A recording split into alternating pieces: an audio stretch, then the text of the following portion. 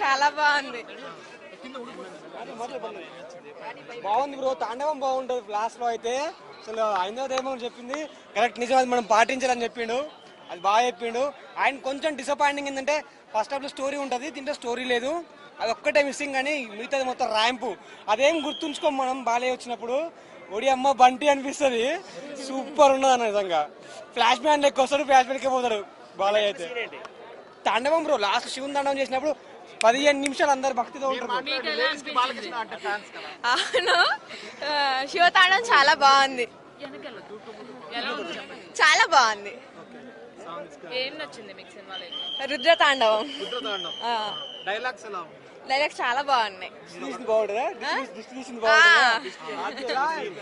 Distribution చాలా బాగుంది. అది కూడా ఇంటర్వెల్ అదిరిపోయింది అసలు. సెకండ్ పార్ట్ ఇంకా సూపర్ అసలు.